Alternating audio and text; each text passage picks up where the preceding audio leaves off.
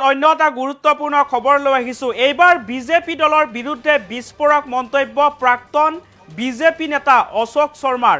BJP দলত এতিয়া নীতি অনুশাসন একোৱেই নাই, কেৱল টকা আৰু আঁচনিৰ বলতহে এতিয়া বিজেপি দল চলি আছে। ভয় ভাবুকি আৰু প্ৰলোভনেৰে বিজেপি দল চলিছে আৰু আগন্তুক পঞ্চায়ত নিৰ্বাচনত ৰাইজে এই কথা প্ৰমাণ কৰিব বুলি এতিয়া বিস্ফোৰক মন্তব্য কৰিছে কংগ্ৰেছী নেতা অশোক শৰ্মাই। আৰু বিজেপিৰ বিৰুদ্ধে এইবাৰ অশোক শৰ্মাৰ বিস্ফোৰণ, পুনৰবাৰ বিজেপি দলৰ বিৰুদ্ধে বিস্ফোৰক মন্তব্য অশোক শৰ্মাৰ। বিজেপি দলত এতিয়া নীতি নাই, অনুশাসন নাই,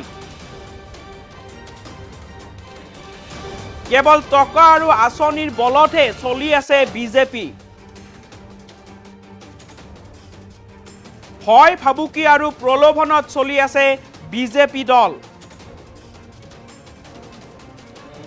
বিজেপিক এতিয়া বিশ্বাস কৰিব টান পোৱা হৈছে ৰাইজে।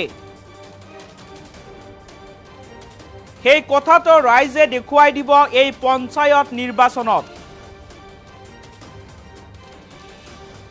কেৱল আঁচনিৰ লোভতহে তেওঁলোকৰ পিছত আছে কিছুমান মানুহ। আৰু কংগ্ৰেছ নেতা অশোক শৰ্মাৰ এই বিস্ফোৰক মন্তব্য, বিজেপি দলক লৈ পুনৰবাৰ অশোক শৰ্মাই বিস্ফোৰক মন্তব্য কৰিছে।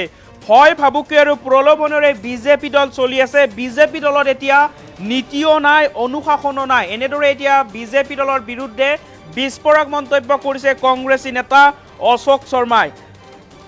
কেৱল টকা আৰু আঁচনিৰ বলতহে বিজেপি দল চলি আছে আৰু ৰাইজে এতিয়া বিজেপি দলক বিশ্বাস কৰিবলৈ টান পোৱা হৈছে।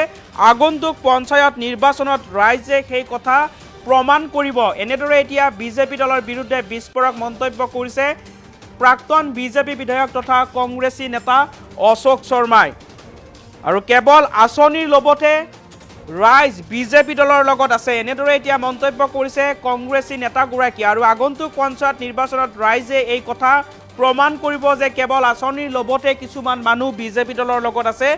ভয় ভাবুকি আৰু প্ৰলোভনেৰে এতিয়া বিজেপি দল চলিছে। বিজেপি দলত নীতিও নাই, এতিয়া অনুশাসনো নাই। এনেদৰে এতিয়া কংগ্ৰেছী নেতা অশোক শৰ্মাই বিজেপি দলৰ বিৰুদ্ধে বিস্ফোৰক মন্তব্য কৰিছে। কি মন্তব্য কৰিছিল কংগ্ৰেছী নেতাগৰাকীয়ে, মন্তব্য আগবঢ়াব লৈছোঁ।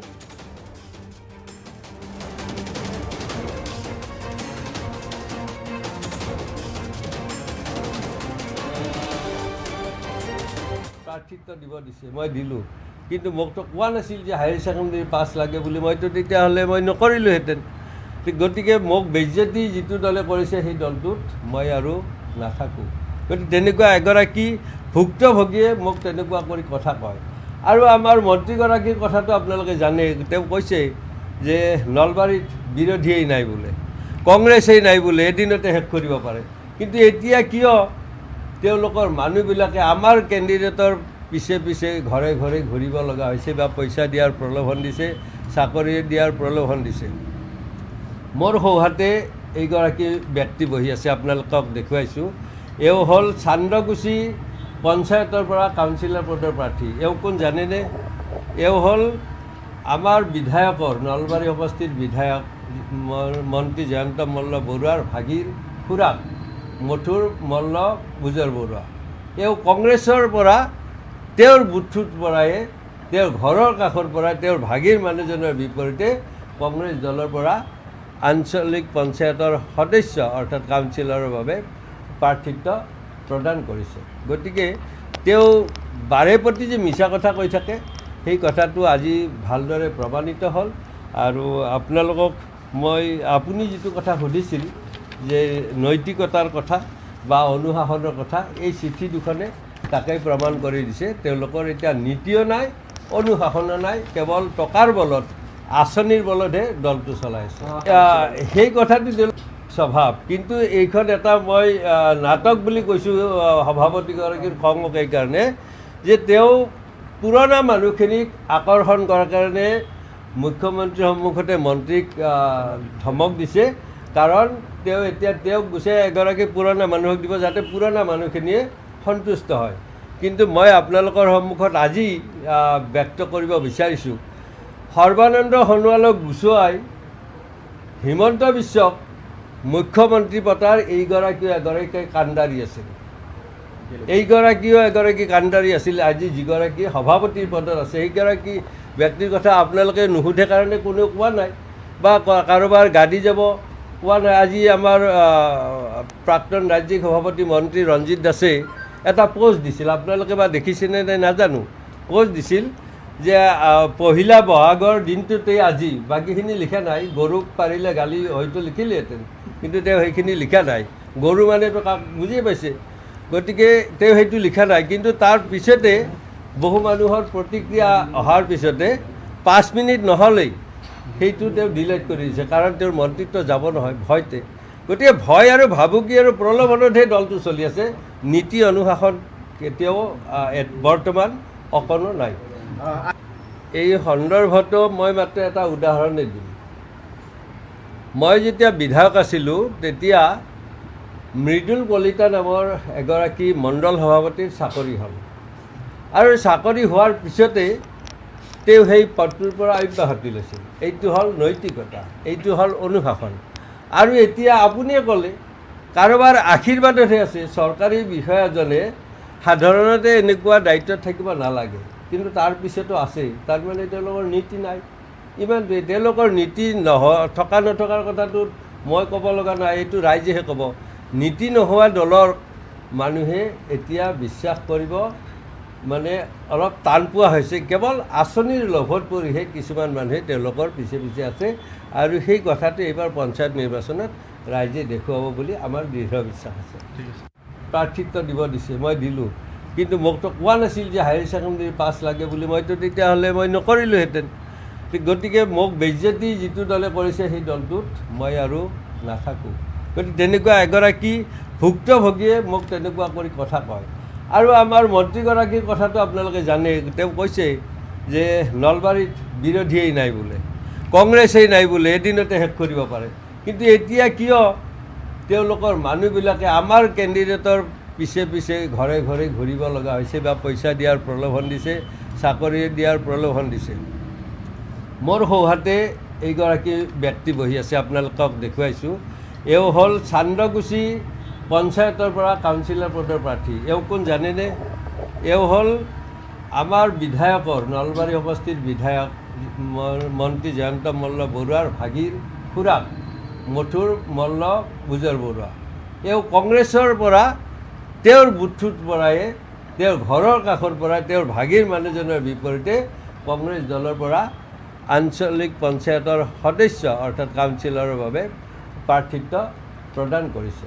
গতিকে তেওঁ বাৰে প্ৰতি যে মিছা কথা কৈ থাকে সেই কথাটো আজি ভালদৰে প্ৰমাণিত হ'ল।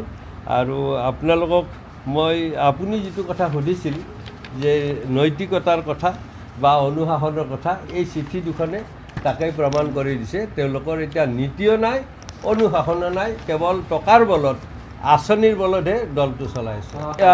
সেই কথাটো স্বভাৱ। কিন্তু এইখন এটা মই নাটক বুলি কৈছোঁ সভাপতিগৰাকীৰ খং এইকাৰণে যে তেওঁ পুৰণা মানুহখিনিক আকৰ্ষণ কৰাৰ কাৰণে মুখ্যমন্ত্ৰীৰ সন্মুখতে মন্ত্ৰীক ধমক দিছে।